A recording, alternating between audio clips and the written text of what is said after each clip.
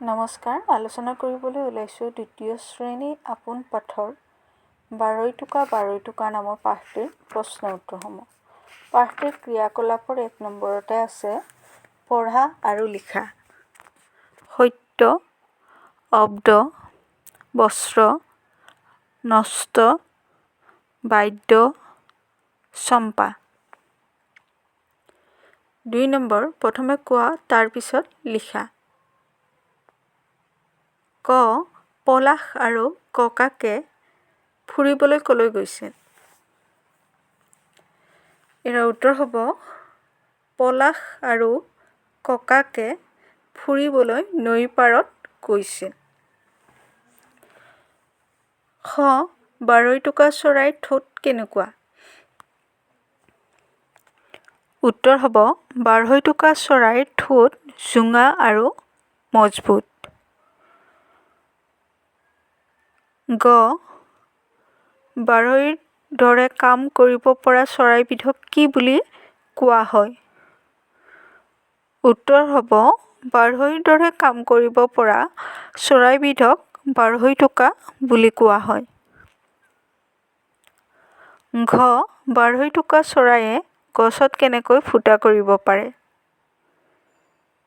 উত্তৰ হ'ব বাঢ়ৈটোকা চৰাইয়ে ঠোঁটেৰে খুটিয়াই খুটিয়াই গছৰ বাকলি এৰুৱাই গছত ফুটা কৰিব পাৰে।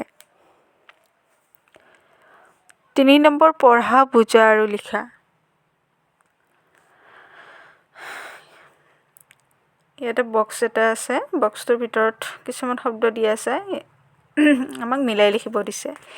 ইপাৰ সিপাৰ, দূৰ ওচৰ, চিনাকি অচিনাকি, টান কোমল, দীঘল চুটি, পোহৰ আন্ধাৰ।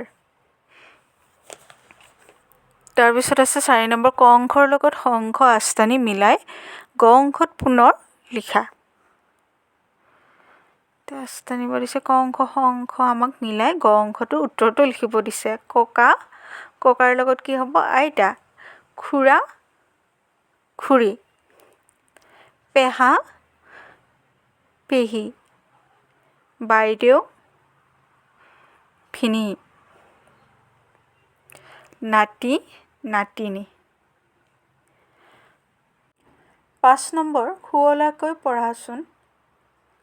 নাম তাৰ বাঢ়ৈটোকা, সোণ বৰণীয়া পিঠি, বাঢ়ৈৰ দৰে কাম কৰে গছৰ ডালত উঠি।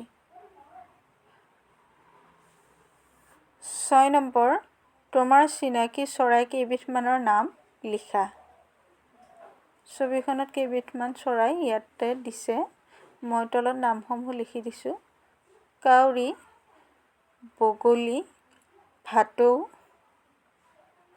বাঢ়ৈটোকা, ফেঁচা আদি। যদি তোমালোকে মোৰ ভিডিঅ'সমূহ চাই ভাল পাইছা তেতিয়াহ'লে প্লিজ চেনেলটো ছাবস্ক্ৰাইব কৰি দিবা। ধন্যবাদ।